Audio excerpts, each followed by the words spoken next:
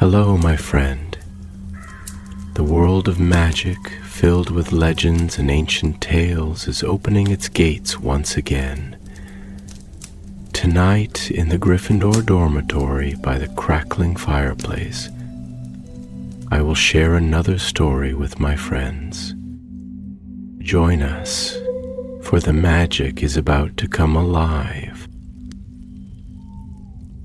Long ago, beneath the crooked lanterns of Diagon Alley, where owls hooted softly from perches above dusty shop signs, and the night clung to the cobblestones like a velvet cloak, there stood a building older than memory.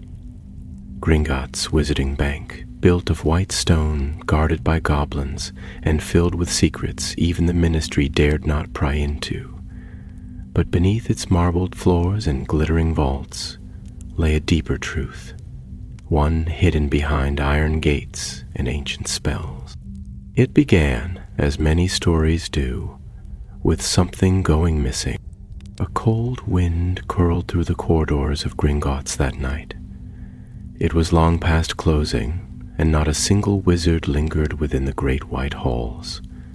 Goblins padded to and fro with sharp eyes and sharper ears, whispering of an item lost, a loss that could not be announced, not even to the highest branches of the Ministry.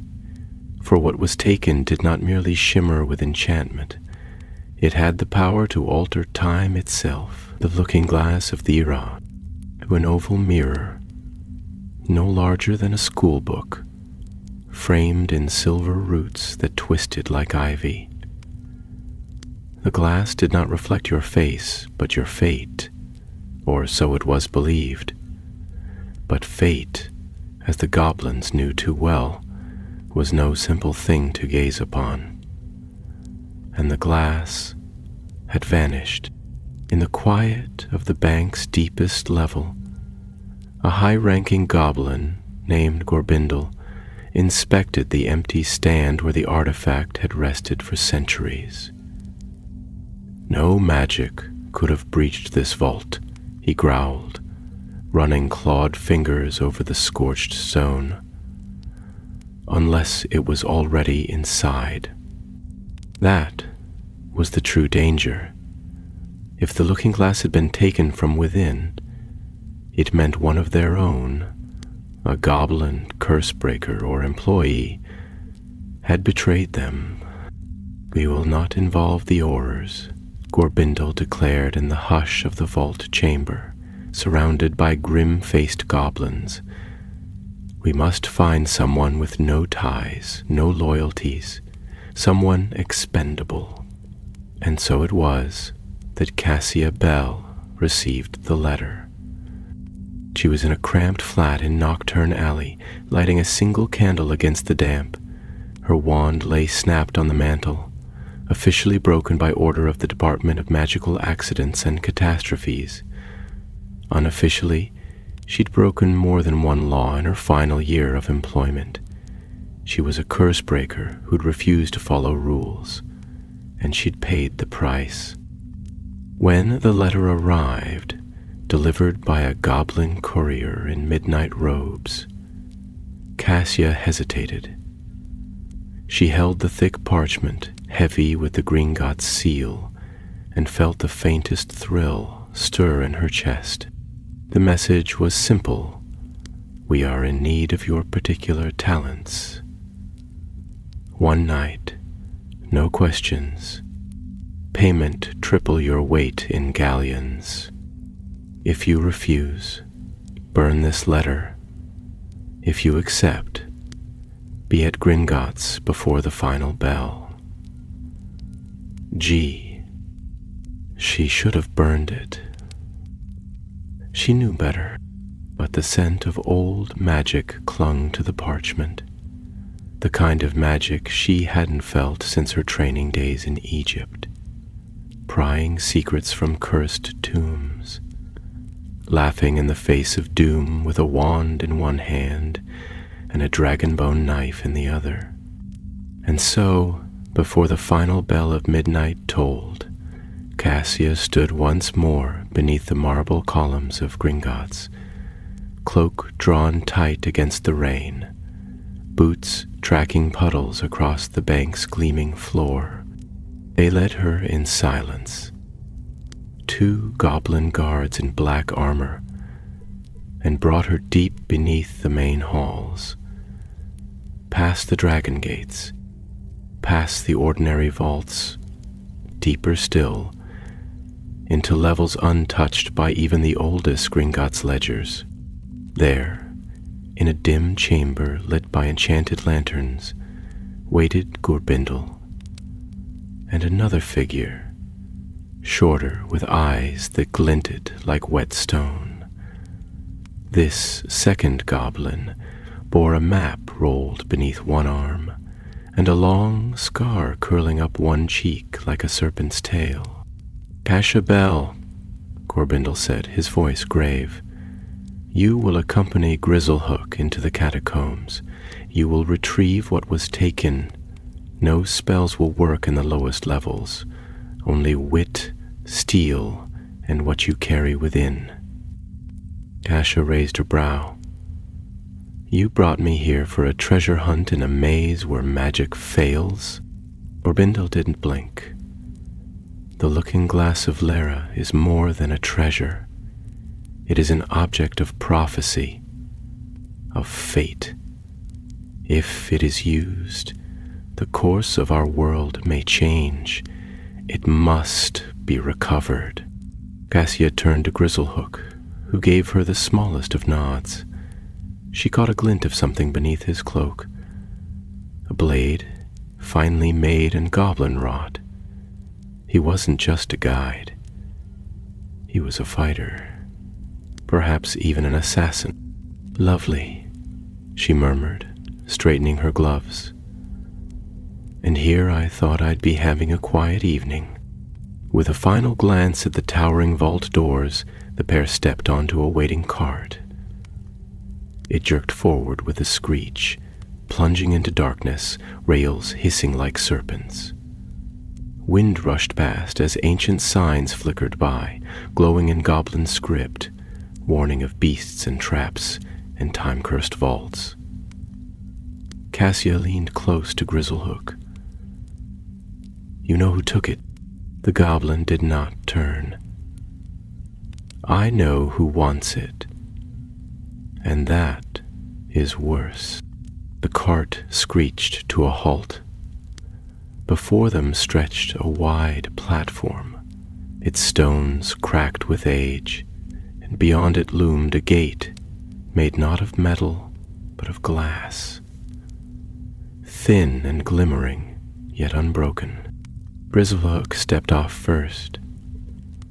"The mirror gate. Beyond this lies the old vaultways, forgotten, forbidden." Cassia followed, her fingers twitching for her wand, though she knew it would be useless here. She peered at the gate. Her reflection stared back, but not quite. The reflection was smiling, and Cassia was not. Before she could speak, the mirror shimmered, and a whisper slid across her mind like a breath on glass. "Do you wish to see what lies ahead?" Cassia's throat tightened. She stepped forward, but Grizzlehook seized her wrist. "Don't answer it," he hissed. "That is the first test."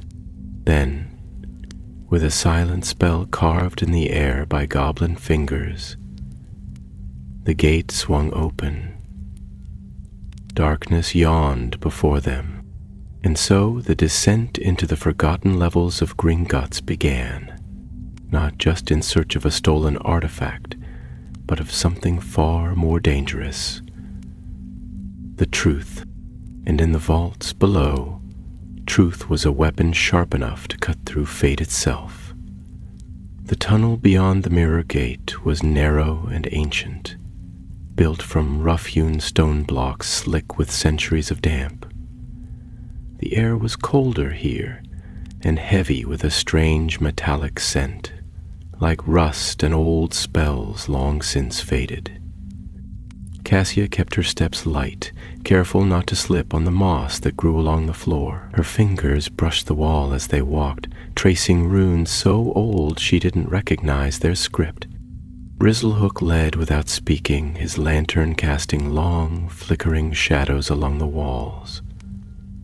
Every so often, he would pause, tilt his head, and press a long ear to the stone. He didn't explain what he was listening for, and Cassia didn't ask. She'd worked with goblins before. They preferred silence, and anything worth saying would be said when it needed to be. Still, unease prickled at the back of her neck. The mirror gate's whisper hadn't left her thoughts. "Do you wish to see what lies ahead?" It hadn't sounded like a spell, more like an offer. They passed a narrow archway on the left, blocked by rubble and thick iron chains. Grizzlehook glanced at it, but didn't slow.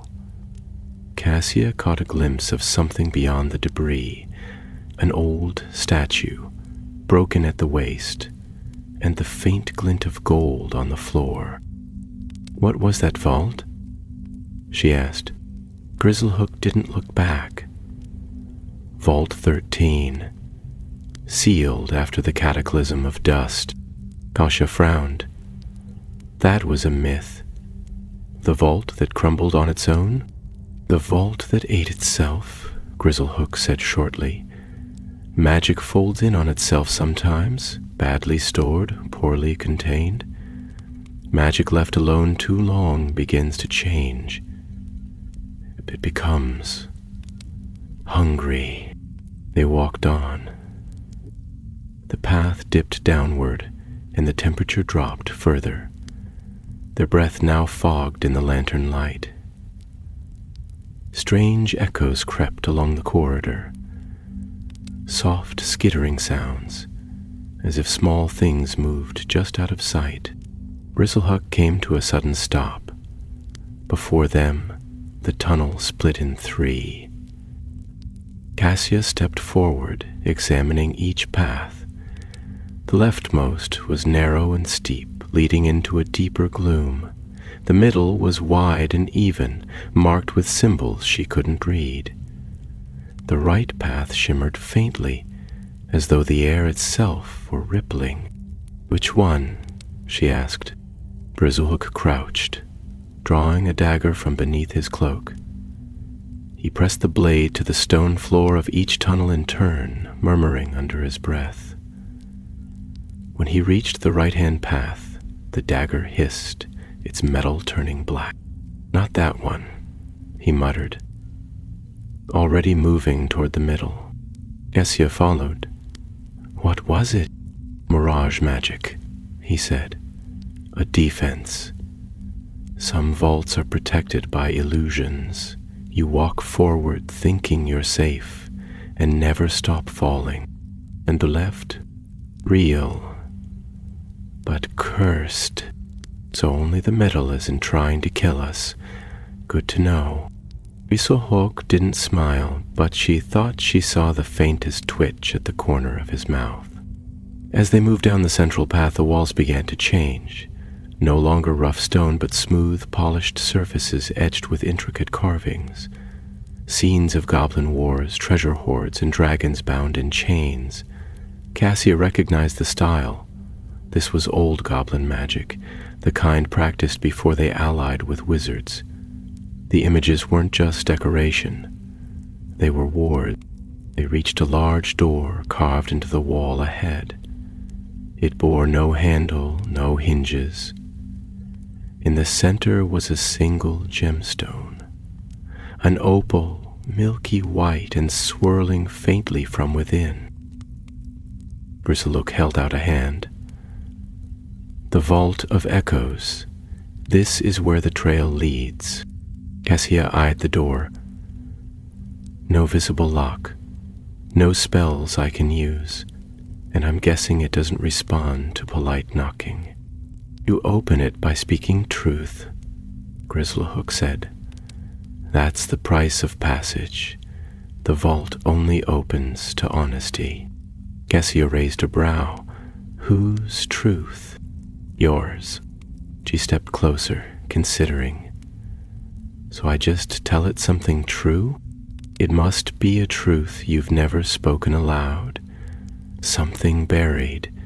The vault feeds on what is hidden. Cassia folded her arms. That seems unnecessarily dramatic. It is goblin magic, Grizzlehook said. Drama is part of the design. Cassia stood before the opal. It pulsed gently, waiting. Her mind raced.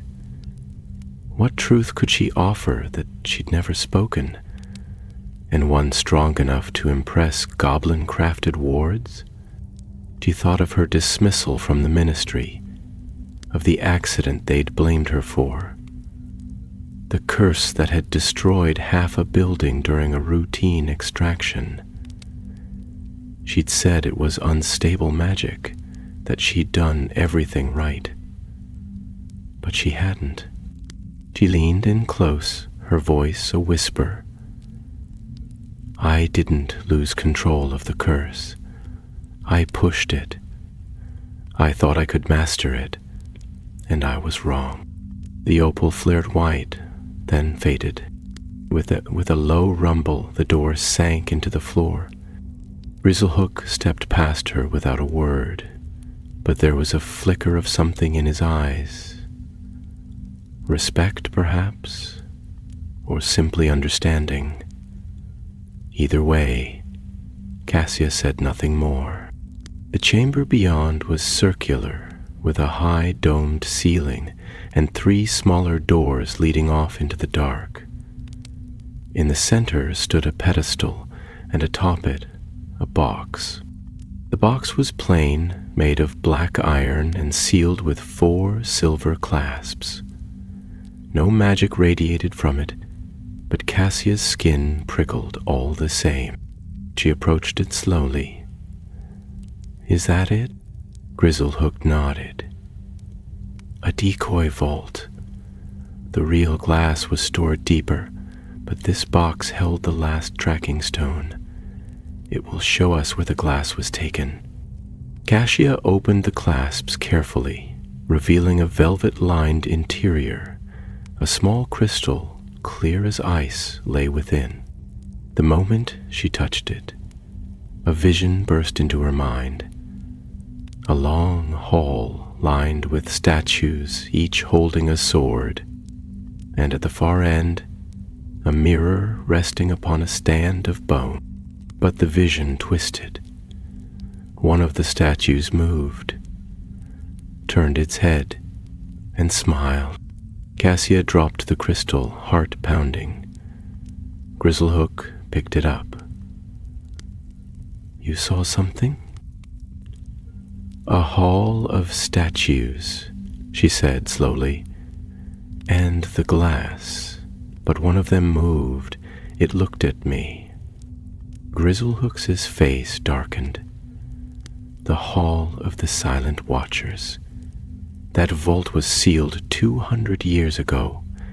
No one has entered it since the rebellion. Cassia looked up at him. Then how did the thief get in? Grizzlethorpe met her gaze. Because they weren't after the glass, not at first. They were after the thing guarding it, and now it's awake. Cassia felt a chill pass through her that had nothing to do with the cold. Behind them, a sound echoed through the tunnel, a sharp, sudden clatter like claws on stone. They weren't alone anymore, and the hunt had truly begun. Cassia drew a slow breath, her eyes flicking toward the tunnel behind them. The sound had stopped as suddenly as it had come, but its echo lingered in the corners of her mind like a whispered threat. Grizzlehook was already closing the iron box, slipping it into a satchel at his side with hands that moved quickly, but without panic. Goblins were not easily rattled, but even so, she saw the stiffness in his shoulders, and the way his gaze lingered on the darkened passage beyond. They did not speak. The silence between them now served as its own kind of warning. Grizzlehook turned toward one of the side doors. "We'll take the west passage. The Hall of the Silent Watchers lies beyond the flooded vaults. There is a way in, though the route has not been used in decades." His voice was steady, but there was an edge to it, like the thin line of a blade hidden in the folds of a cloak. Cassia followed, without argument. The chamber behind them held only dust and danger now, and whatever had moved in the dark was surely already following. She pressed her hand to her hip, where a curved dagger was strapped beneath her cloak, its goblin-forged edge still sharp as a whisper. Her wand was useless in these magic dead tunnels, but steel at least still obeyed its master. The west passage was low and narrow, the ceiling dipping so far that even Cassia had to duck. The air smelled of mildew and stone, and somewhere ahead water trickled steadily, echoing like soft footsteps. She kept her eyes sharp, watching for any shift in the shadows, any glint of movement that might betray a lurking presence. They passed through a collapsed antechamber where the bones of an old vault dragon lay half-buried beneath rubble, its skull still bearing the remnants of ancient iron bindings. Cassia paused beside it, noting the scorch marks along the walls. Whatever had brought the beast down had done so with raw power, too much for a vault that had been sealed for centuries. She wondered again about the looking glass and whether it truly revealed the future or merely showed people what they most feared. Grizzlehook knelt beside the dragon's remains, running a clawed hand over the charred stone. "This wasn't from the rebellion," he said quietly. "This happened recently." Cassia tensed. "You said no one had entered these levels in 200 years. "I said no one had returned." Grizzlehook stood, his face grim. "Someone has disturbed the oldest wards. Someone with knowledge they should not possess." The tunnel ended at a stone archway, half submerged in water that shimmered with a dull green hue. The air here was damp and heavy, and the ceiling vanished into gloom above. The passage beyond sloped sharply downward, disappearing into what looked like an underground river. Grizzlehook knelt beside the edge, tapping the surface with the tip of his dagger. The water didn't ripple. Instead it clung to the blade like syrup. "Thrice enchanted," he muttered, "cursed to trap anything with a soul." Cassia raised an eyebrow. "You brought us this way knowing there was cursed water. There is another way," he said, glancing over his shoulder.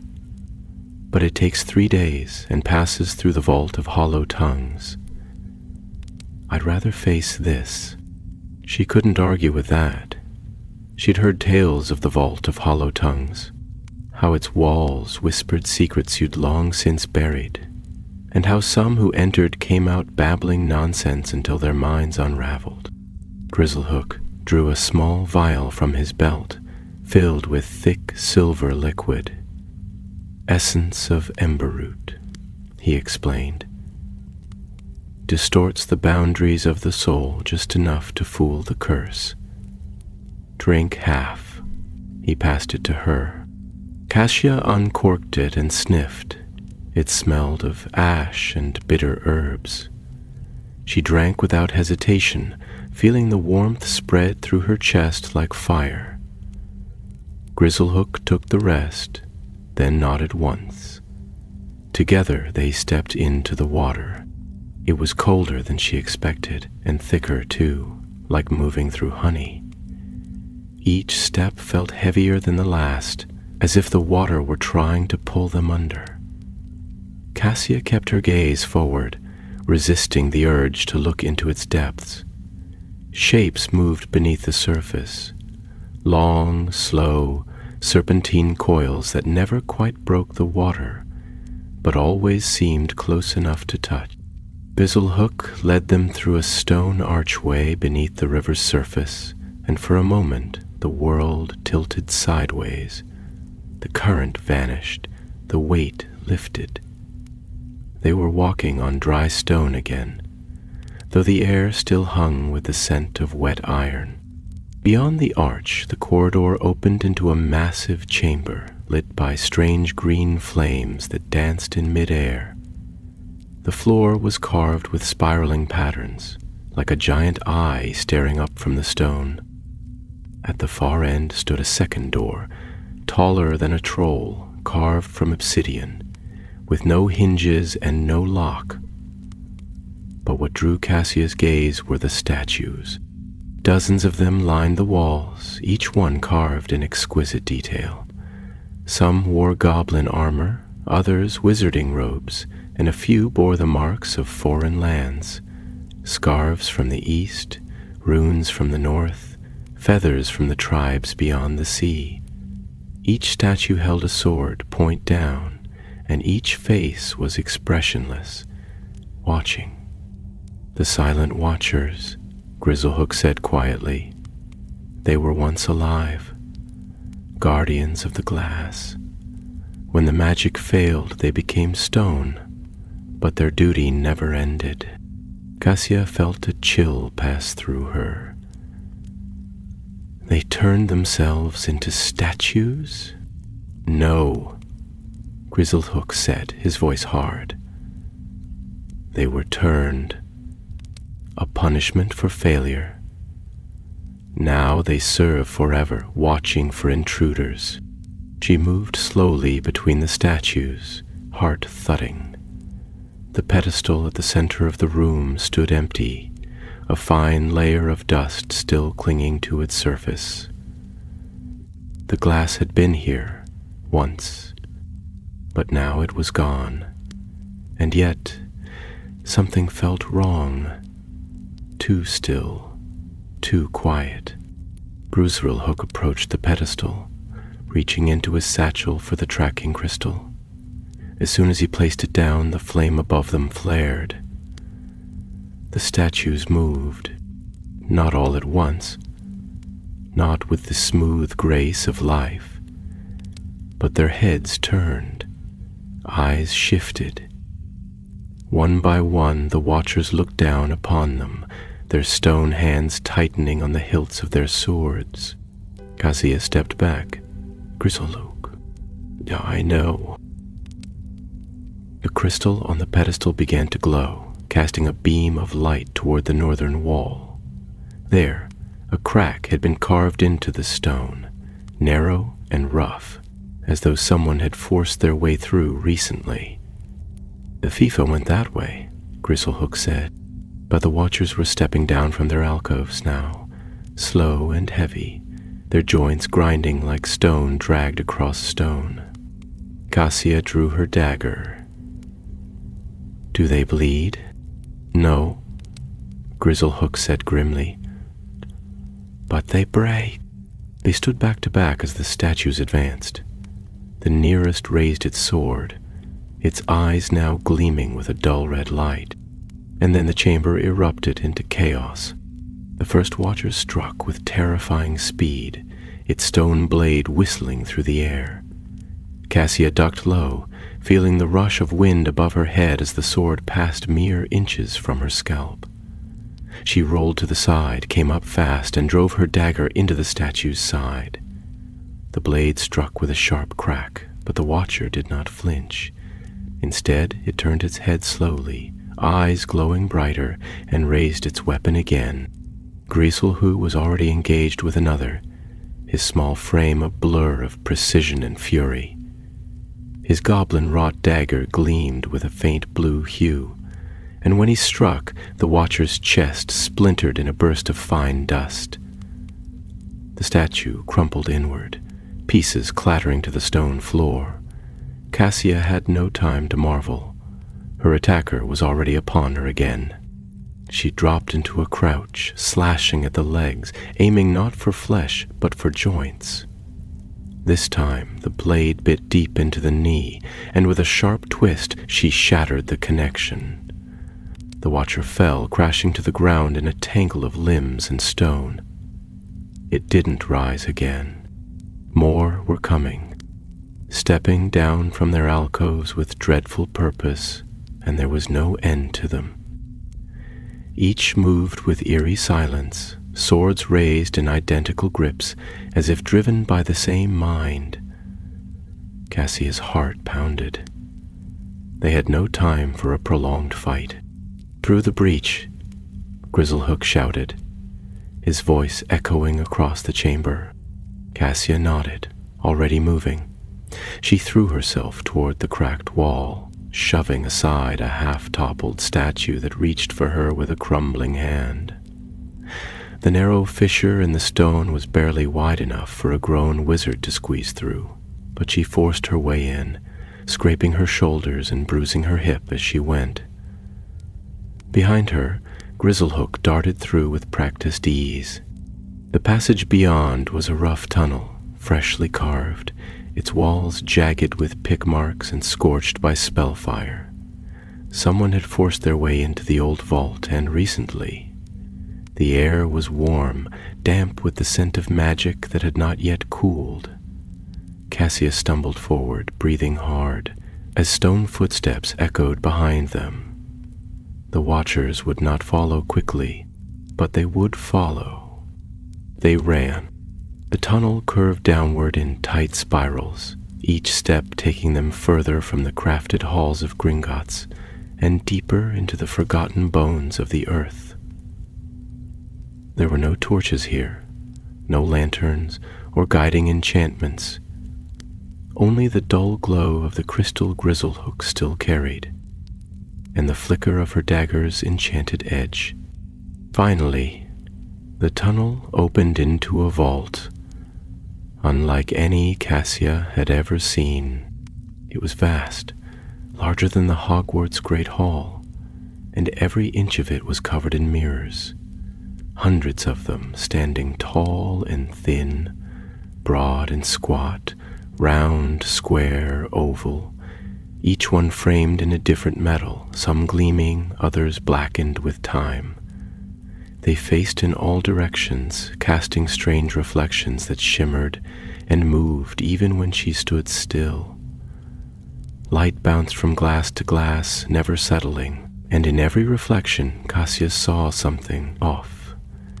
In one she was taller, in another her hair was silver. One showed her standing alone in a room filled with smoke. Another showed her running, sword in hand, chased by shadows with no faces. "This is Rog," she murmured, eyes wide. Grizzlehook looked grim. "This is the Chamber of Divergence. These mirrors show not the past or the present, but possibilities. Some are truth, most are lies. All are dangerous." Cassia stepped carefully between two mirrors, trying not to look at them. "This is where the looking glass was taken. It was once kept here," Grizzlehook said, raising the crystal again. Its light pulsed red. "The thief passed through. The trail is fresh." She moved forward cautiously, weaving through the forest of mirrors. The glass whispered to her as she passed, soft voices, familiar and unfamiliar, echoing her name in dozens of tones. She forced herself to ignore them. These were enchantments meant to distract, to deceive, but even so, she could feel something shifting inside her, memories tugging loose, doubts rising unbidden. They reached the center of the chamber. There, atop a plinth of obsidian, stood a single mirror unlike the rest. Taller than a man, framed in twisted silver, its surface flat and dark. The looking glass of Lyra. But something was wrong. The mirror was cracked. A jagged line ran from the top left corner to the bottom edge, like a bolt of lightning frozen in time. And in the reflection, Cassia did not see herself. She saw a figure in black robes, their face hidden, holding the looking glass in both hands. Behind the figure stood a second vault, round and rimmed with firelight, and a door, slightly open. Cassia stepped back. "That's not possible." Grizzlehook stared at the mirror, then glanced down at the crystal. It had turned black. "I took it through the mirrorway," he said. "A hidden path, accessible only to those who know the right enchantments. The glass was never stolen from Gringotts. It was taken through Gringotts." She turned sharply. "What do you mean?" "The looking glass is a key, not just a vision," he said. "The ancient goblins created it to connect this world to a place they called the Hollow Vault. A vault that lies outside normal space. A prison, a tomb, and a hiding place all in one. But the enchantments faded. It was sealed centuries ago, until someone reopened it." Grizzlehook nodded. "And if they have the glass, they can reshape what the Hollow Vault holds, change the past, create futures, destroy barriers. The artifact doesn't just show fate, it makes it." Cassia looked again at the cracked mirror. The figure in the reflection raised its head slowly and smiled, not kindly, not cruelly, but with a knowing calm that chilled her blood. Then the image faded. Grizzlehook stepped forward. "We must follow. There is no time." She nodded, swallowing the fear rising in her throat. "How do we open the mirrorway?" Grizzlehook pulled a small knife from his belt. Blood, from one who has seen the truth within the glass.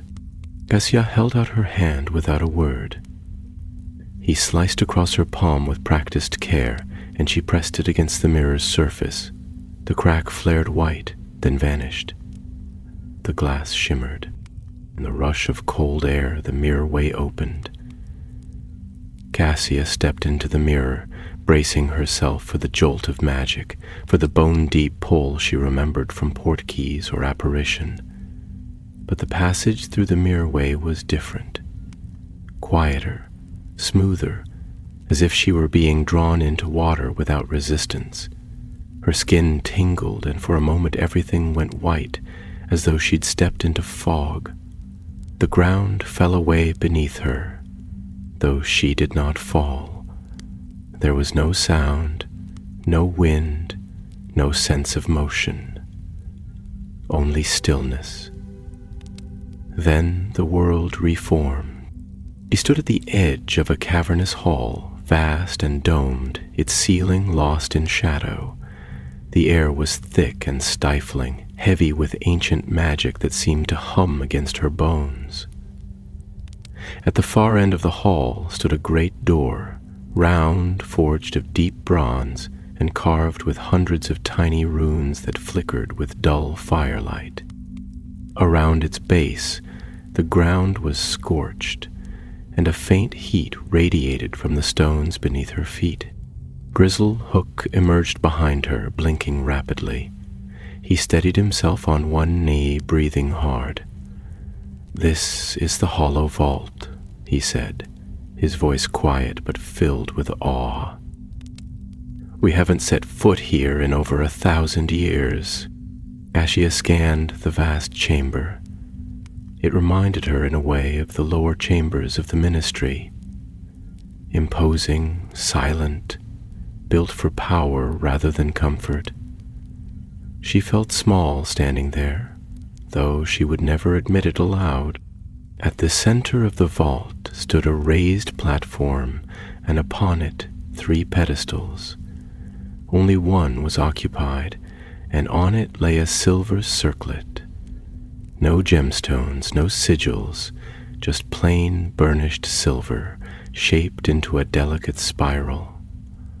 The moment she looked at it, her heartbeat quickened. "The crown of Linnaeus," Grizzlehook murmured. one of the 3 artifacts of accord. It was forged to bind magical contracts, unbreakable and absolute. With the glass to reshape fate and the crown to seal it, whoever holds them both, they could change everything. Cassia took a step forward, then stopped. The air near the crown shimmered faintly, like heat above a fire. A protective enchantment, perhaps. Goblin work, old and subtle. She turned to Grizzlehook. Why wasn't this guarded? It was, he said, gesturing toward the scorched floor. But the creature bound here is gone. Freed.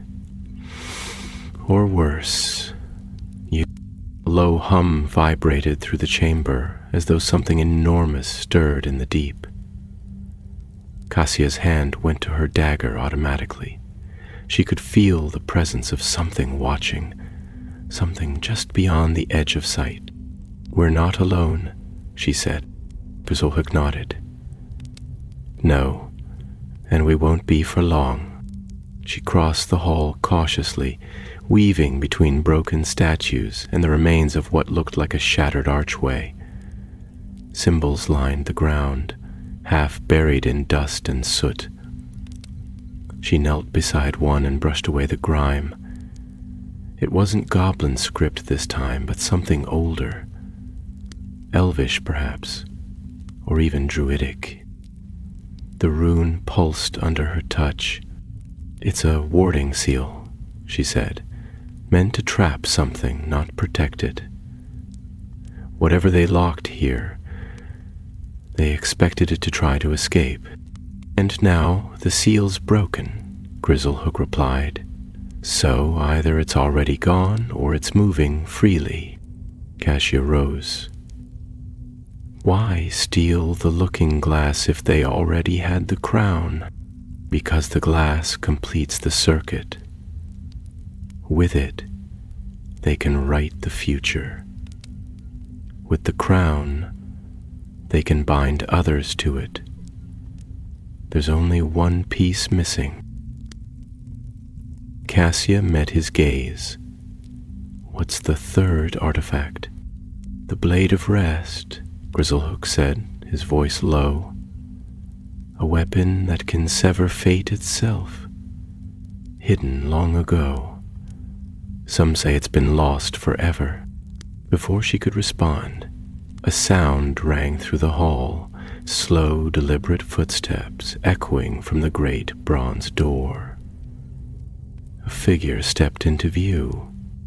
They were tall and robed in black, their face hidden beneath a silver mask shaped like a blank oval, featureless save for a faint crack down the center. The mask shimmered, reflecting the flickering firelight from the runes on the door. In their hands, they held the looking glass of Lyra. The figure came to a stop beside the pedestal, lifting the glass so that it caught the glow of the firelight. The mirror didn't reflect the chamber. It showed something else entirely. A field of battle, strewn with broken wands and fallen banners, where goblins and wizards stood side by side against a dark tide. At the center stood a figure in black, masked, triumphant. The masked one turned the mirror slightly, and the vision changed. Now the field was empty. No bodies. No war. Peace. The ministry tower stood tall, untouched. Gringotts gleamed in the distance, and again at the center of it all, the same masked figure. Cassia felt the breath catch in her throat. "They're not just seeing the future," she whispered. "They're choosing it." The figure lowered the glass, their gaze falling upon her. Though the mask bore no eyes, Cassia felt the weight of that stare, as if it had pierced through every thought she held. "Cassia Bale," the figure said, their voice smooth, androgynous, and far too familiar. "I've been expecting you."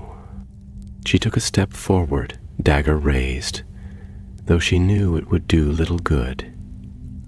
"Who are you?" "Someone who remembers what the world could have been," the figure replied. "Someone who intends to give it a second chance. The glass doesn't give you that power." "Oh, but it does, and the crown seals it. The blade, well, that's for later." Grizzlehook stepped forward, voice sharp. "You've stolen sacred goblin relics. You've broken ancient wards. Do you think fate will bow to your arrogance?" "I think fate is a tool," the figure said.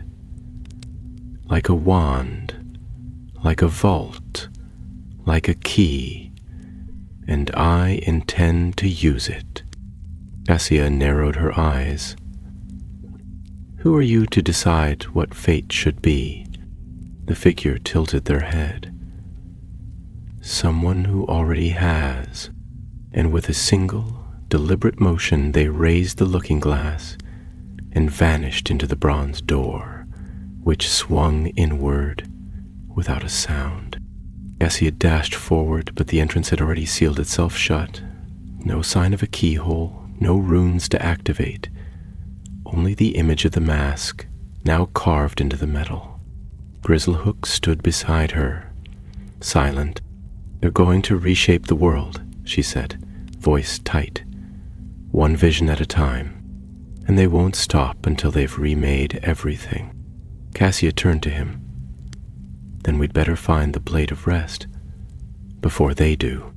The bronze door stood silent and still, the carved mask upon its surface gleaming faintly in the low firelight. Cassia pressed her hand to it, but the metal was cool and unyielding. Whatever enchantment the masked figure had used to pass through, it had sealed the way behind them with flawless precision. No spell, no curse. Breaking charm she knew could force open a door like that, especially not one bound to the looking glass. Grizzlehook crouched beside the base of the door, examining the runes with narrowed eyes. His clawed fingers traced their edges, lips moving silently as he whispered in ancient dialect only the oldest goblin scribes still understood. After a moment he stood, brushing soot from his trousers, and gave a sharp shake of his head. "This vault wasn't just sealed by magic," he said grimly. "It's bound to intent. Only those who share the vision of the one who passed through may follow." Cassia frowned. "You mean we'd have to want what they want to believe it?" he clarified. "To align your will with theirs. That's the price." "Well, that's a bloody problem, isn't it?" Grizzlehook didn't answer. He turned away from the door and began pacing, the firelight catching the edge of his dagger. Cassia followed suit, her mind working furiously. If they couldn't pass through the vault by force and couldn't fake belief, then there was only one path forward. Find something stronger than the door's enchantment, something that could break destiny itself. Her thoughts circled back to what the masked figure had said. The blade, that's for later. She turned to Grizzlehook. "The Blade of Rest. You said it could sever fate." He nodded slowly. "It was made to counter the crown. One binds a path, the other cuts it loose. The goblins forged it in secret during the final days of the rebellion, in case the magical accords were ever broken. Where is it?" He hesitated, and for the first time since they'd met, Cassia saw something flicker behind his eyes. Reluctance, maybe even fear. It was hidden in a vault so deep and cursed not even the dragons were permitted near it. He said at last, "Vault 0. Cassia's breath caught. She'd heard the name whispered before, in old curse-breaker tales told around campfires. A place beneath the foundations of Gringotts, older than the bank itself. A vault not built but found, a hollow in the earth no spell could map, no chart could trace. Supposedly sealed before the first goblin ever set foot in Diag. You can find it? She asked. I can find the entrance, he replied. But what lies inside is beyond my knowledge. And that's where we go. Grizzlehook gave a single nod, his expression unreadable. He led her from the chamber with quick, clipped steps, retracing their path through the hall of mirrors and back to the cracked wall. The watchers had vanished, though the dust on the floor bore new prints, deep, heavy, and clawed. Something else had passed through. They moved quickly, avoiding the cursed water by a side tunnel Grizzlehook knew, one sealed behind a crumbling illusion charm that nearly made Cassia retch from the bitter stench of ancient magic. When at last they returned to the path leading toward the surface, Grizzlehook took a sharp turn left instead of right, down a narrow stair she had not noticed before. These stairs weren't here before, she said, frowning. They are only revealed when certain words are spoken in the mirror hall, he said. Words I have not said aloud in 100 years. Cassia glanced at him sidelong. Just how old are you? Older than you, he said shortly. And nothing more. The stairs led down for what felt like hours. The air grew colder, thicker. The stone became darker, smoother, as if melted into shape rather than carved. Magic pulsed faintly beneath their feet. Not active spells, but the lingering echo of power laid into the earth long ago. They passed no doors, no torches, no signs of habitation. Only darkness and stone. Finally, the stairs ended. They stood before a great chasm, a yawning crack in the world that split the stone floor like a wound. A narrow bridge, barely wider than a man's stride, crossed over it. No railings, no safety charms. Cassia could not see the bottom. Across the chasm stood a set of black doors, etched with no markings, no runes. They were plain and smooth, and terrifyingly still. Even from a distance, she could feel something pressing against her thoughts, a presence that seemed to be listening, waiting. That's Vault Zero? She whispered. Grizzlehook nodded. Few goblins even believe it exists. Fewer still have dared to come this far. Cassia took a breath and stepped onto the bridge. The stone was cold beneath her boots, and each step echoed into the abyss below. She tried not to look down, but the pull of the void was strong. It whispered of secrets, of forgotten names and broken promises. She walked faster. When they reached the doors, she placed her hand on the surface. It was warm. Grizzlehook stepped beside her and drew a small blade from his belt. Not the curved dagger, but a thin, straight edge with goblin script carved along its length. He pressed it into a slot near the door that hadn't been visible until he touched it. Only a blade made by the forge master of Irondeep can unlock this door, he said. And only when blood has been spilt. He turned the blade, and with a deep groan, the doors opened inward. The chamber beyond was unlike anything Cassia had ever seen. It wasn't carved or built. It was the earth. A natural hollow, its walls smooth and glittering with minerals that shimmered like starlight. At the center stood a stone pedestal, upon which lay a sword.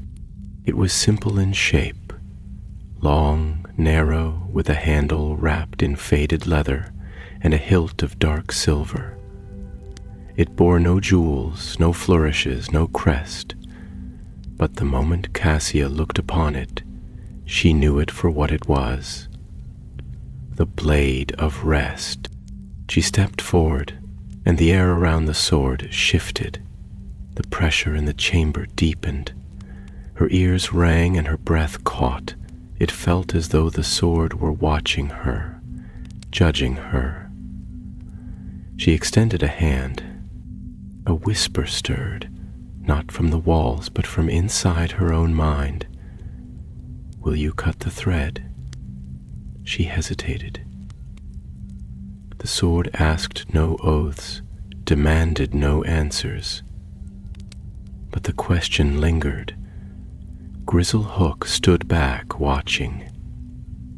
Cassia grasped the hilt. A shock passed through her fingers, not of pain, but of memory. Images flashed before her, her expulsion from the ministry, the look of betrayal in her mentor's eyes, the explosion in the cursed vault, the silence that followed, and then visions not her own, futures that might yet be, where the masked figure ruled from a throne of mirrors, where goblins bowed not in service but in chains. She clenched her jaw and lifted the blade. The chamber fell silent. The magic in the air bent toward her now, not in fear, but in recognition. The blade had accepted her. Grizzlehook nodded once. Then it's time. Cassia turned toward the exit. They had a vault to open and a future to rewrite. The journey back through the tunnels was quieter than before.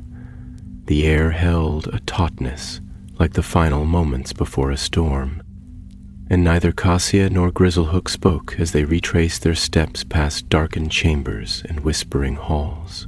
The Blade of Rest, now bound to Cassia, was strapped across her back, its weight more present than any weapon she had ever carried. It did not glow. It did not hum. And yet, it felt alive, pulsing faintly with a presence that stirred at the edges of her thoughts. When they reached the chamber of the hollow vault once more, the great bronze door remained exactly as they had left it, sealed tight, the mask-shaped engraving on its surface watching in eternal silence. The firelight still flickered faintly from the runes carved into the floor, though the warmth that had once radiated from them had dimmed. Cassia stepped forward, the blade now in her hand, and felt the door's enchantments tighten around her senses. This time, they did not resist her approach. They tested her, reaching toward the sword she carried, searching for weakness, for hesitation.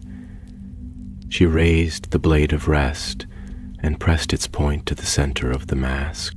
The bronze rippled beneath the steel like water, and the runes along the door flared to life. Cassia braced herself. The magic surged outward in a rush of light and sound, and for a single breathless moment, the world tilted. No, shifted, as though time and space had drawn in a sharp breath. Then, the door unsealed itself with a slow, grinding groan, splitting down the middle, the mask parting like a face broken in two. Grizzlehook let out a soft breath behind her. The path is open. Cassia stepped into the chamber beyond. It was not what she expected. There were no guards, no flames, no mirrored vaults filled with ancient treasures. Instead, the space resembled an amphitheater, circular and vast, with a floor of polished black stone that reflected the ceiling like a still lake. At the far end stood a raised dais, and on it a single chair, tall, severe, carved from mirror glass and bone-white wood, And there, seated as if they had been waiting for centuries, was the masked figure. The looking-glass rested upon the arm of the chair. The crown of Linus was already worn upon the figure's head, its plain silver catching the chamber's faint light, like moonlight on snow. Cassia did not move immediately. Her eyes scanned the chamber for traps, for signs of life, anything that might suggest the figure was not alone. But she saw no others, only silence. Then the figure spoke. "You brought the blade," they said, and though their voice was soft, it echoed with strange clarity in the vast space. "I hoped you would. It means you understand what's at stake." Cassia took a single step forward, her grip tightening around the sword. "You stole the glass, broke the ancient wards, freed something you don't even understand." The masked figure turned their heads slightly. "Did I? Or did I restore what had been buried?" Grizzlehook stepped into the chamber beside her, but remained quiet. His eyes were locked on the crown. "You've seen what's coming," the figure continued. "Chaos, war. The wizards will never share power, no matter how many treaties are signed. The goblins will rebel again. The magical accords will shatter. The world needs order. The looking-glass shows the way. The crown ensures it, and the blade removes what doesn't belong." Cassia's heart pounded. "You plan to carve the world into your own design?" "I plan to make it fair," the figure said, "to rewrite what fate refused to correct." "Who are you?" The figure hesitated. Then, with a movement so swift and smooth it seemed impossible, they removed the mask. Cassia's breath caught in her throat. The face revealed was one she knew, not from photographs or history books, but from her own past. He had been her mentor once. Thorn Marin, the renowned curse-breaker, vanished after the vault incident, presumed dead. His eyes were the same steel gray, his features older, more worn, but unmistakably him. "Newton," she whispered. Thorn inclined his head. "No. I changed.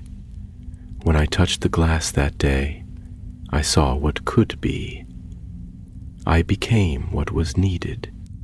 Cassia felt a rush of anger, confusion, and something dangerously close to grief. "You left us. You let us believe you'd been destroyed." "Because I had been," Thorn said simply. "The man you knew would have hesitated, would have doubted.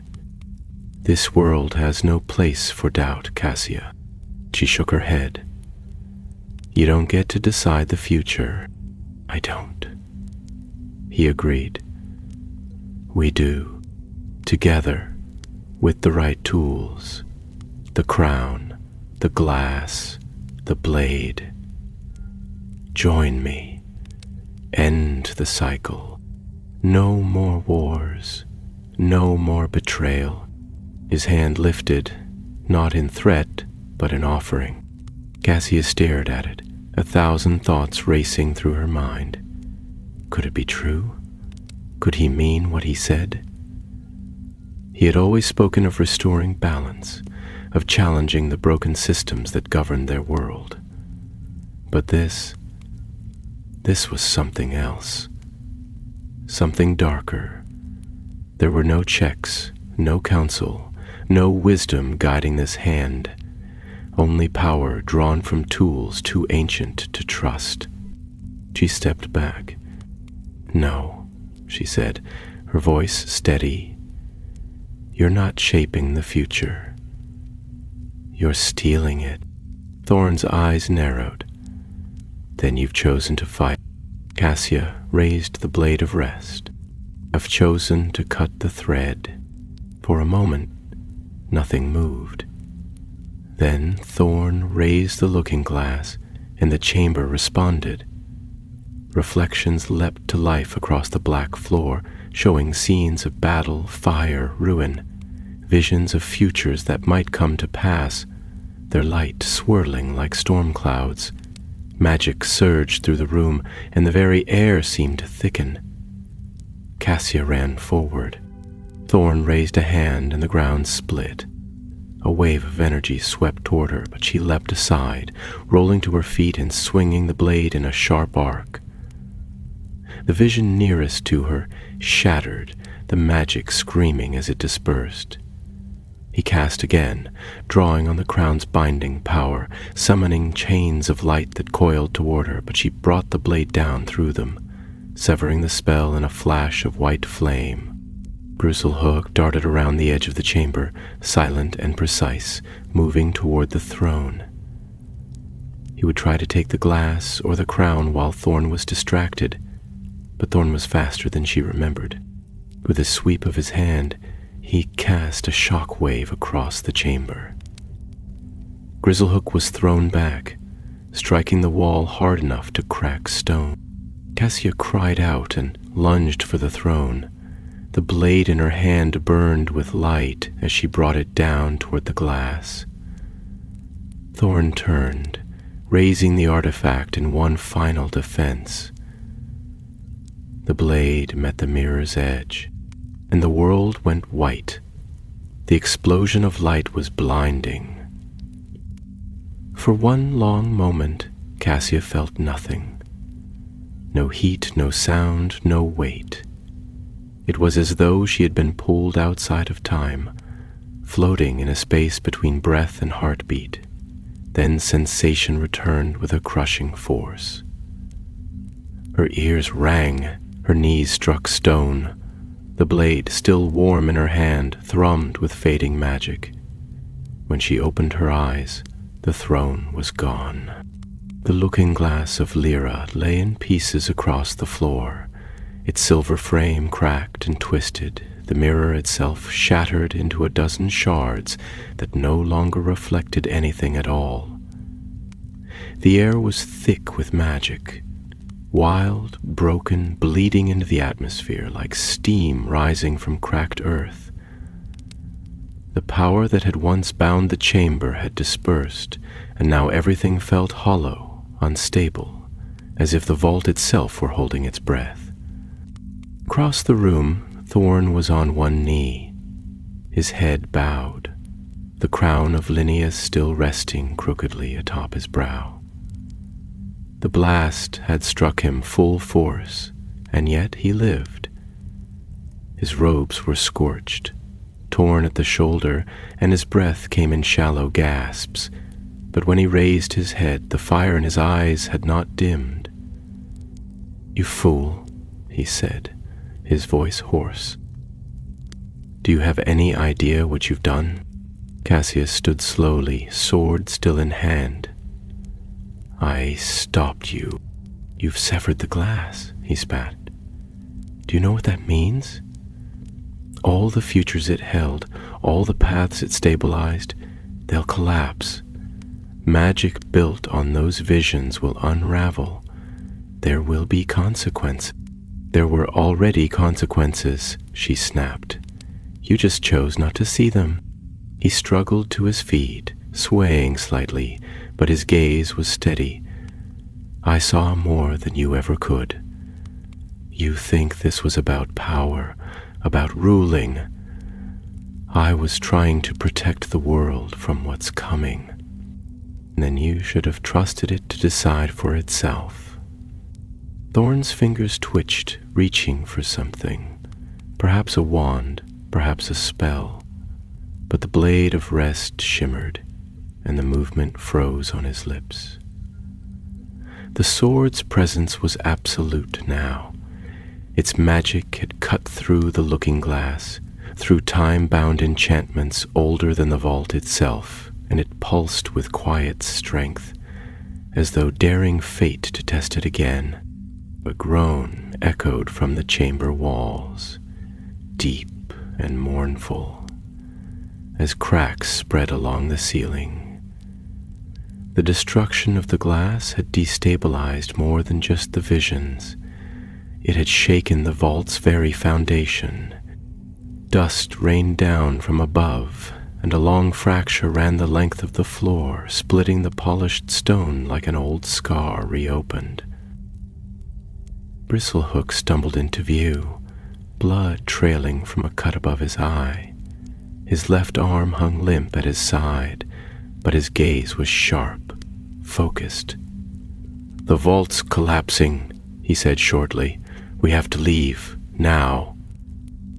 Cassia didn't move. She looked at Thorn, whose hand now rested against the throne's shattered base. Fingers curled as though clinging to the memory of what he had almost achieved. He didn't speak. He didn't plead. He simply watched her, and in that gaze she saw the man he had once been. Brilliant, driven, compassionate, and the one he had become, bent beneath the weight of certainty. "I can't leave him here," she said quietly. Bristlehook gave her a long look.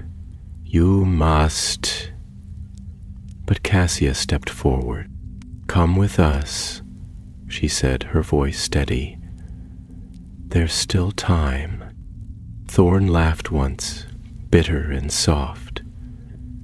"Time is all I ever had, and it ran out the moment you broke the glass." The chamber shook again, more violently this time. A section of the ceiling split apart and came crashing down, missing them by only a few feet. Bristlehook swore under his breath and limped toward the corridor. Cassia held out a hand to Thorn. He looked at it for a long moment, his eyes unreadable. Then, slowly, he removed the crown. Its magic faded as it left his brow, and for the first time in years his shoulders sagged under a weight that was no longer magical but human. He took her hand. They ran. The path back through the mirror-way was twisted now, its enchantments frayed. The mirror had cracked, and though the passage still existed, it groaned beneath their feet with every step.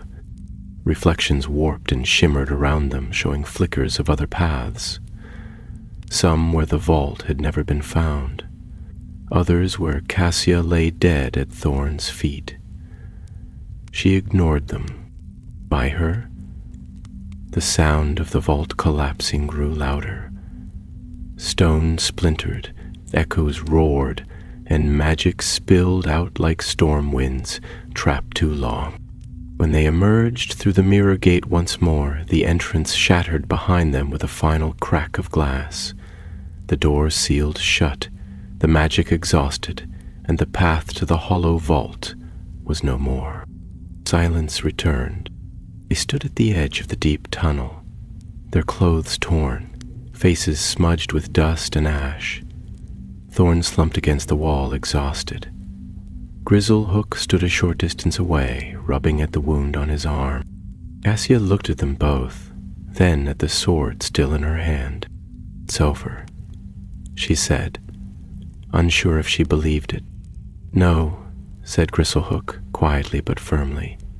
"It's changed, but it isn't over." Thorn turned to her, his eyes hollow.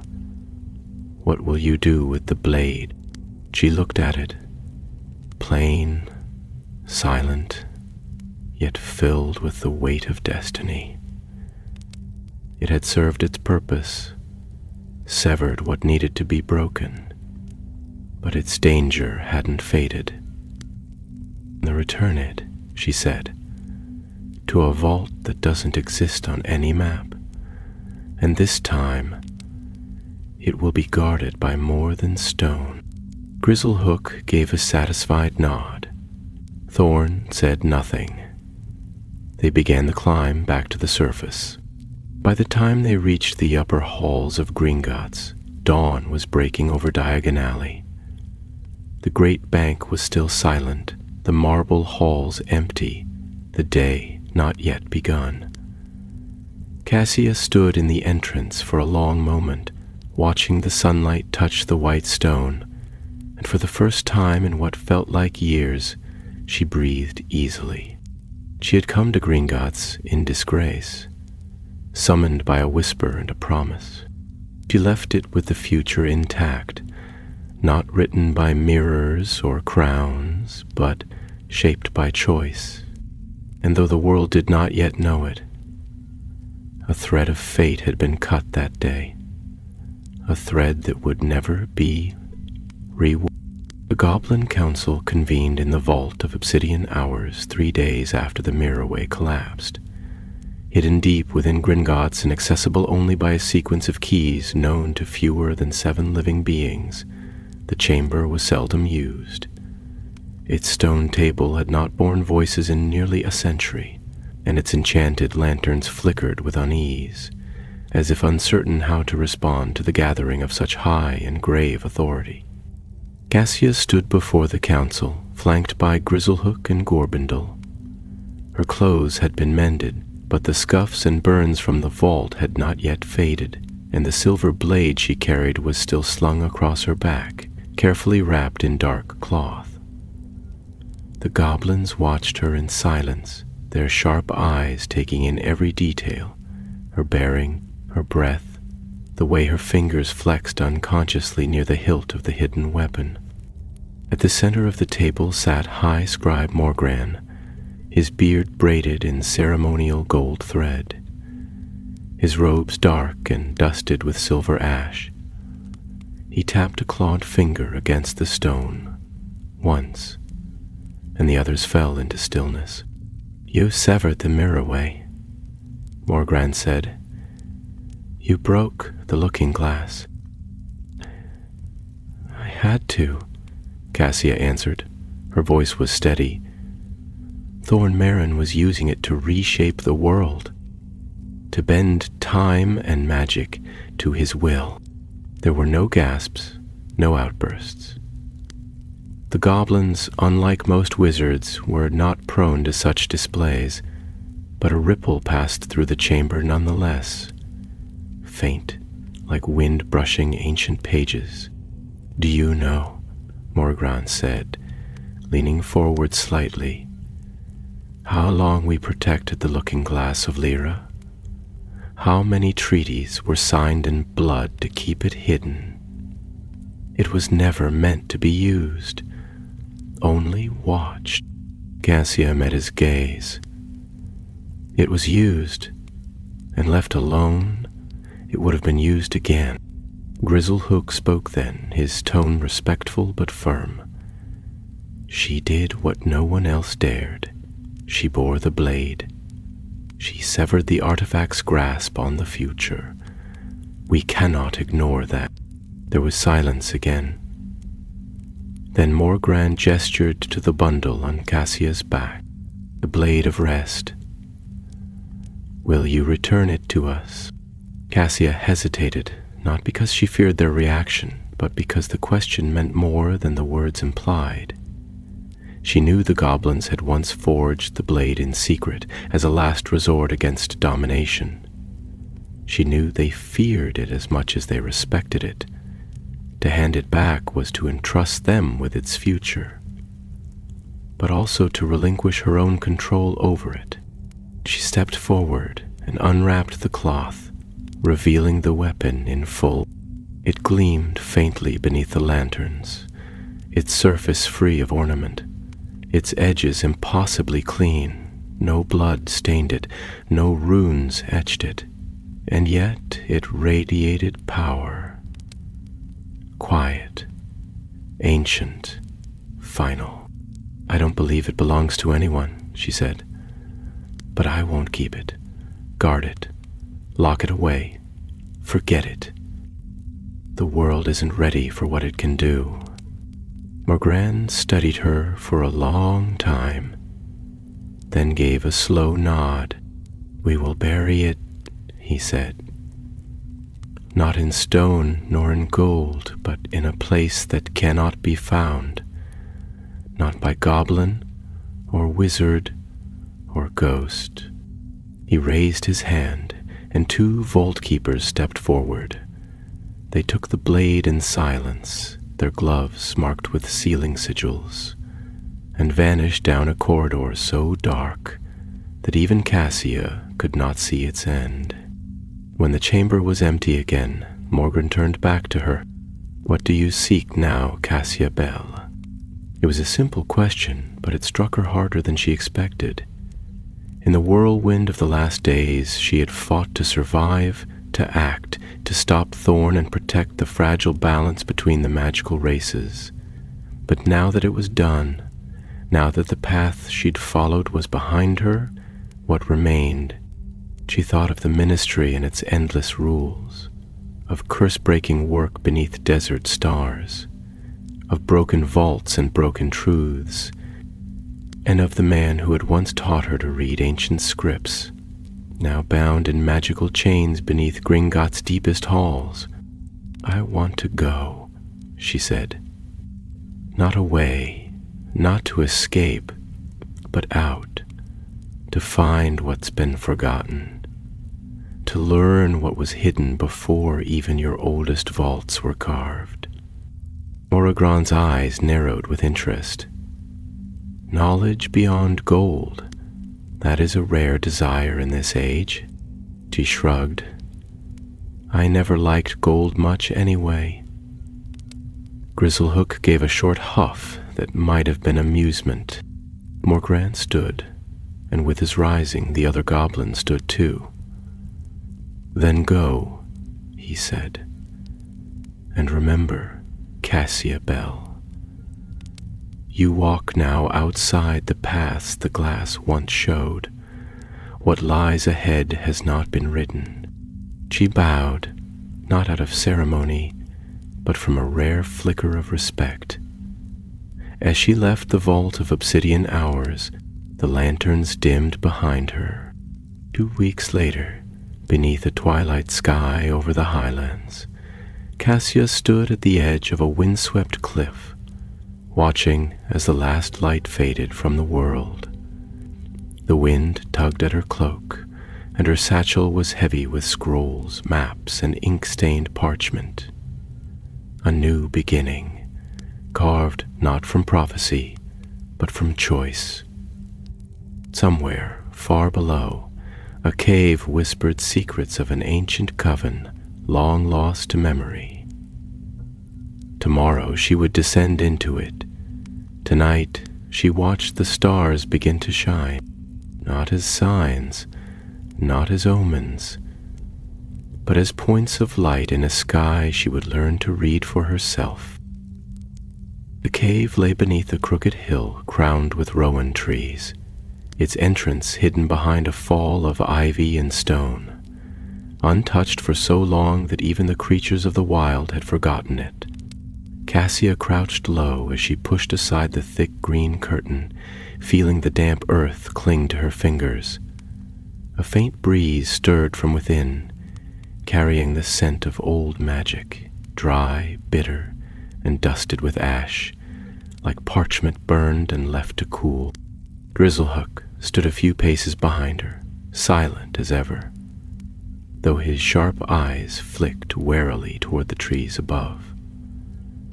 They had traveled north together at Cassia's request, following the trail of something older than any vault, something that had stirred once more in the wake of the Looking-Glass's destruction. While Gringotts had returned to its quiet routines and the Goblin Council to its hidden deliberations, Cassia had kept moving, guided not by maps but by whispers. "In taverns. Are you certain it lies here?" he asked at last, adjusting the pack on his back. "Not certain," Cassia replied, brushing a lock of hair from her brow. "But the stories point to this place, the Hill of the Hollow Wands. They say a coven sealed themselves beneath it during the Great Sundering, when Wandlore turned against its makers. If there's truth in that, there may be records, spells, enchantments, knowledge lost to time. Of traps, she smiled faintly. Likely both. They descended together, the passage narrow and slick underfoot. The walls were carved with runes older than Hogwarts, etched in a spiraling pattern that shimmered faintly when touched.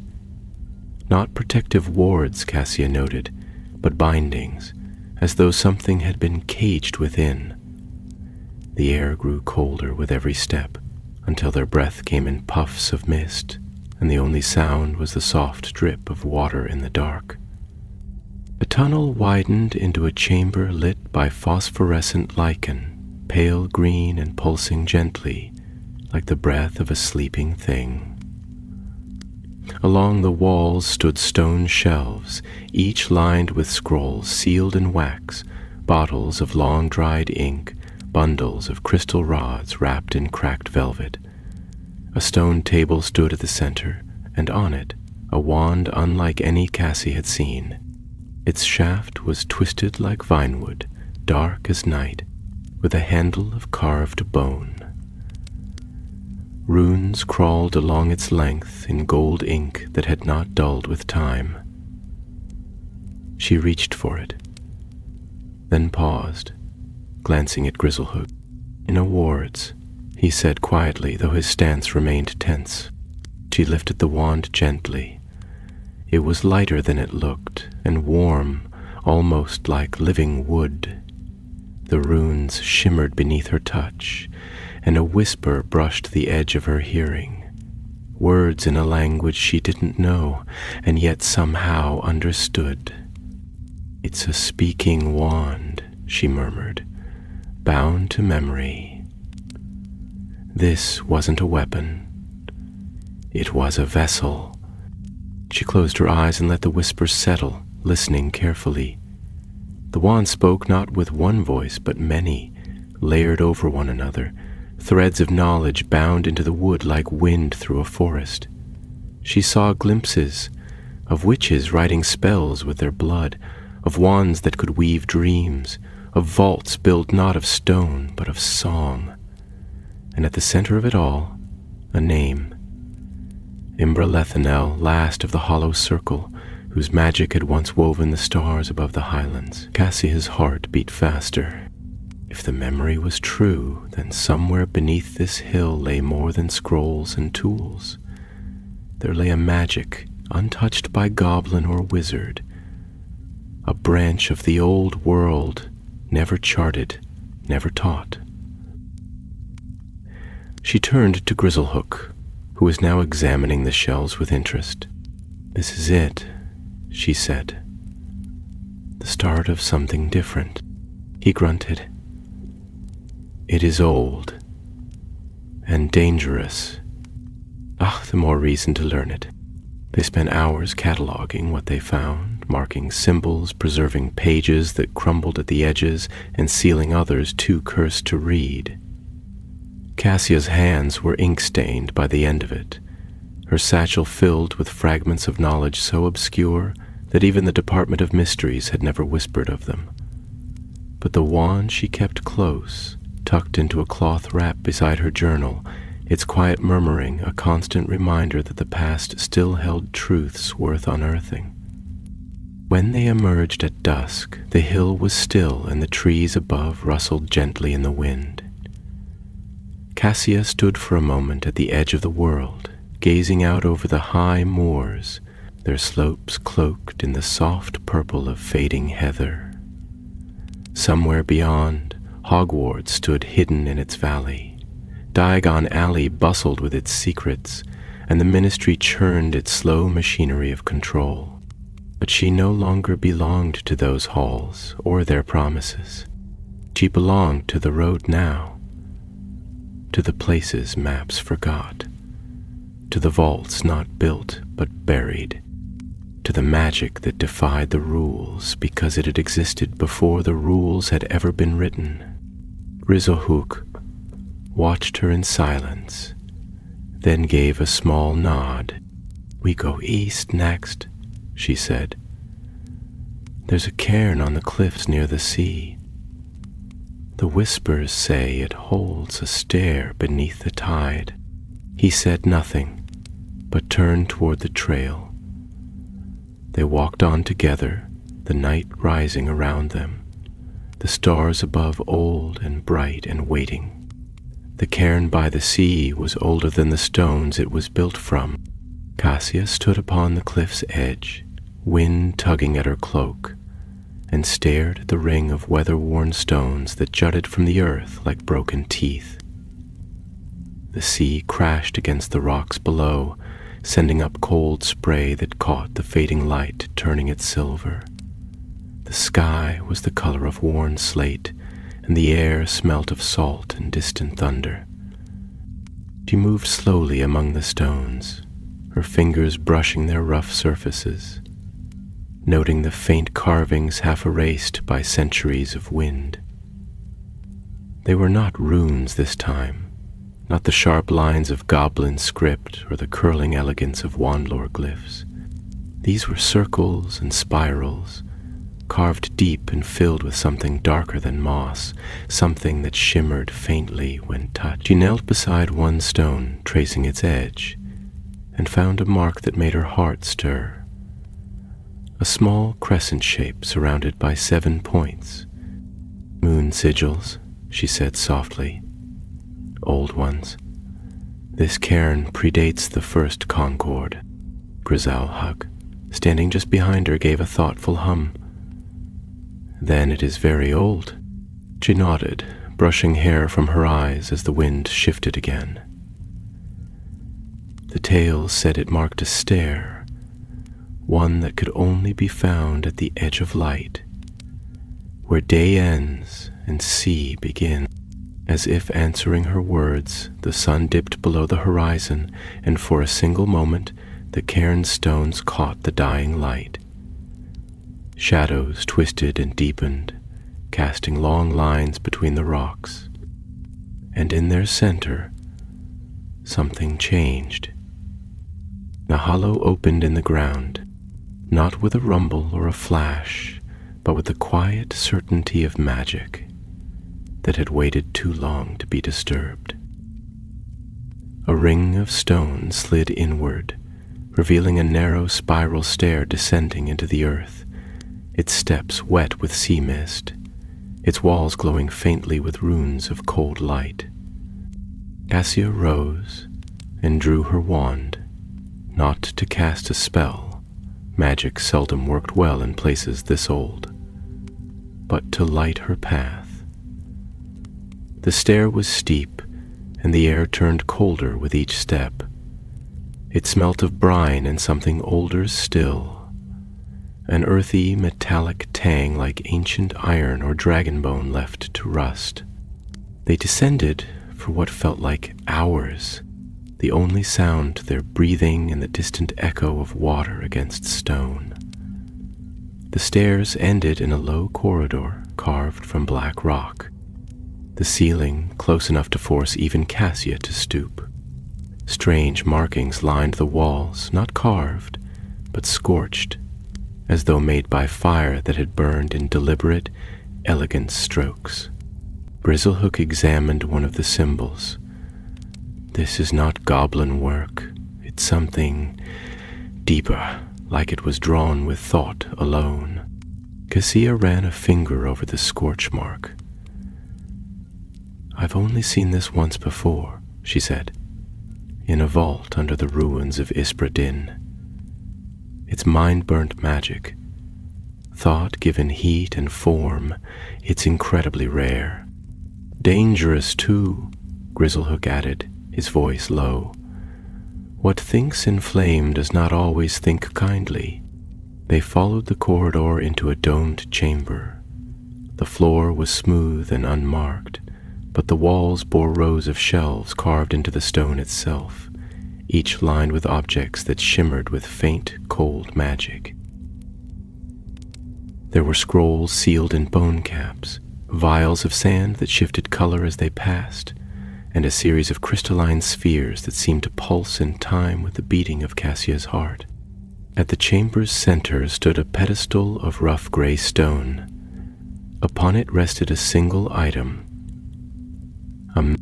It was shaped from black glass, smooth as still water and rimmed with silver. Though featureless, it seemed to watch her as she approached, as though aware of her presence. The air around it was dense, not with power but with memory, as if every moment the mask had ever seen still clung to it. Cassia reached out, but stopped just short of touching it. "It's not just an object," she said. "It's a vessel." Grizzlehawk stepped beside her. "Is it him?" "No," she said slowly. "But it knows him. Thorn wore a mask like this. I think," she hesitated, "I think this is one of many. A line of masks passed down through the ages, meant to bear visions, to carry fate." She turned toward the shelves, eyes scanning the titles carved into the stone above each row. Some were in runes she recognized, others in scripts that had no name. But one line caught her eye, and her breath caught as she read it aloud. "Those who walk beyond the vaults." It was a name spoken in only the oldest legends. Cursebreaker tales told in half-jest around dying fires. Wizards and witches who had stepped outside of time's path and lived to alter the flow of magic itself. The story went that they were neither wholly mortal nor wholly myth, bound to serve as keepers of knowledge too dangerous to teach. Some said they had vanished, others that they still watched from behind mirrors, shaping the world with silent hands. Cassia turned back to the mask. This wasn't just buried, it was hidden, preserved. Someone wanted this knowledge sealed away until it was needed. Grizzlehook studied her for a long moment. "Do you intend to use it?" She didn't answer immediately. Her fingers hovered above the glass, feeling the pull of it, the weight of countless eyes behind the surface, waiting to see through hers. "I intend to understand it," she said at last, "and decide for myself what to do with that understanding."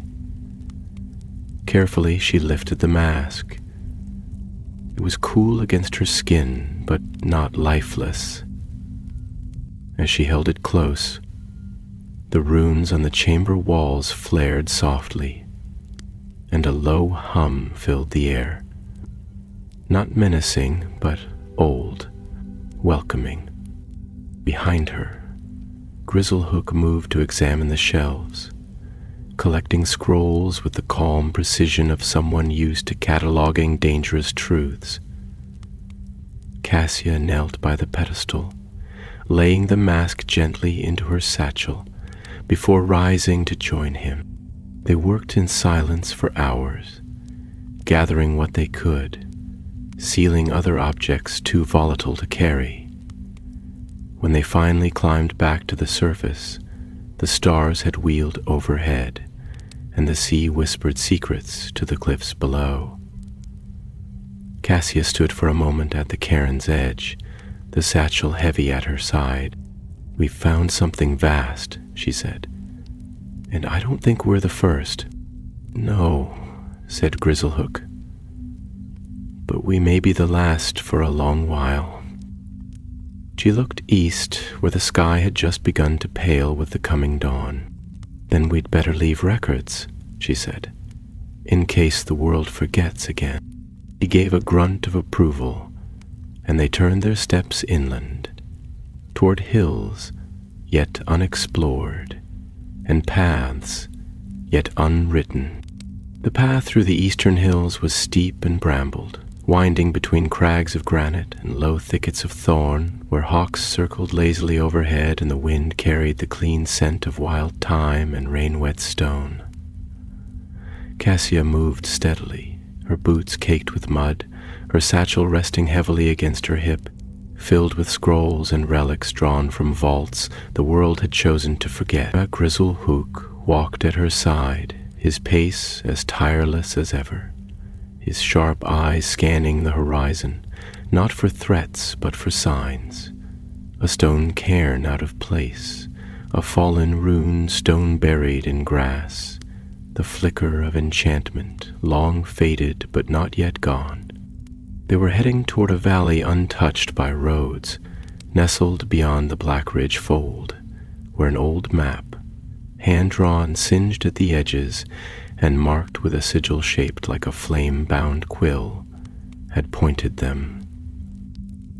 Cassia had found it in a vault beneath the ruins of Ridmere, wrapped in a cloak of moon wool and sealed with a wax crest she had not recognized. The ink had faded, but the symbols had glowed faintly when traced with her wand, and the name scrawled in the margin had made her heart stop. Eleanor Bell, her great-grandmother, who had vanished during the Second Magical War under circumstances no one had ever explained. She had never imagined a bloodline could carry such secrets, but the last few weeks had unraveled more than one thread of her past. Now, as the mountains rose higher before them and the valley mouth came into view, she felt again that quiet tension, the sense that something was watching, waiting to be remembered. They crested a ridge at mid-morning and looked down into the hollow beyond. The valley floor was veiled in mist, curling low around old standing stones half sunk in the earth. A single tree grew at its center, tall and silver-barked, its branches wide as sails and heavy with pale green leaves that shimmered with faint runes. Beneath it stood a circle of stone benches, worn smooth with time. Cassia felt the breath leave her chest. "This place wasn't marked on any official chart," she murmured. "It's as though it fell out of the world." Grizzlehook said nothing, but his gaze was steady. Magic this old chooses to be found. They made their way down slowly, boots slipping on the moss-covered slope, and stepped into the circle of stones beneath the tree. The air was different here, still, warm despite the mist, with a scent that reminded her of ink and candle wax and old parchment, the kind of place where stories were meant to be told, not forgotten. Cassia moved to the tree and touched its bark. It was warm, and as her fingers rested there, a light flared softly in the roots, curling upward through the trunk, then along the branches. Symbols shimmered in the leaves, familiar yet unreadable, as though written in a language her blood remembered but her mind could not yet grasp. A pulse of recognition stirred in her chest, and she realized that this place had been left for her, not just as a hiding place or sanctuary, but as a message. She turned to Grizzlehook.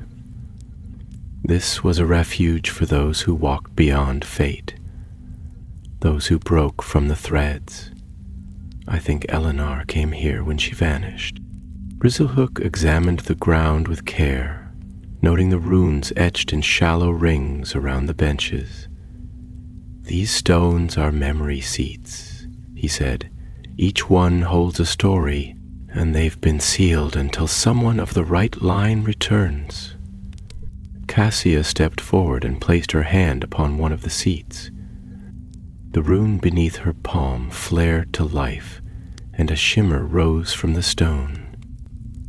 A figure taking shape in light, tall and cloaked, her face hidden by a hood, her voice soft but clear. It was Eleanor Bell.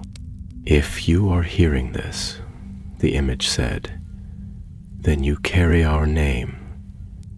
You've passed through vaults, through mirrors, through the places where fate is not fixed.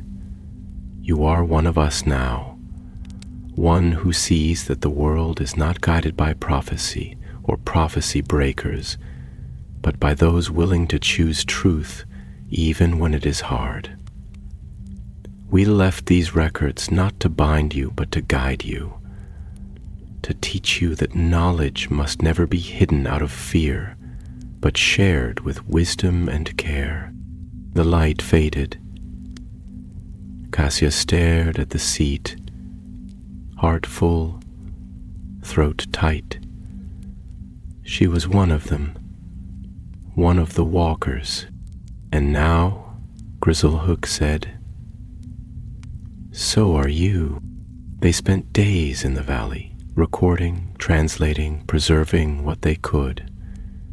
Cassia wrote by firelight late into the night, her notes filled with sketches, runes, and fragments of insight. She found records of spells that could quiet storms, of enchantments that preserved memory like song, of vaults hidden in the minds of those willing to bear them. She wrote not just for herself, but for those who would come after, those who might need these truths one day, when the world once again sought to rewrite its own tale. When at last they left the valley, the mist parted for them, and the trees' runes dimmed, waiting once more.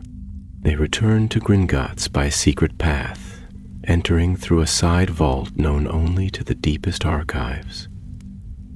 Gorbendel met them in the Hall of Red Flame, his expression unreadable, his eyes lingering on the journal Cassia now carried. You've gone far, he said. Farther still to go, she replied. He gave a single nod, then go. Cassia looked once more at the vault doors, great and unyielding, protectors of secrets, and turned from them. She had found what lay beyond, not gold or prophecy, but something rarer, freedom from the story already written. Outside, the sky was pale with morning. The streets were still quiet, the air touched with the scent of rain. Cassia stepped onto the cobbled stones, cloak drawn close, satchel on her shoulder, and walked into the rising day. She did not know what would come next, but she no longer needed to. She would find the path as all true curse breakers did, wherever the old magic whispered, and wherever the world had dared to forget.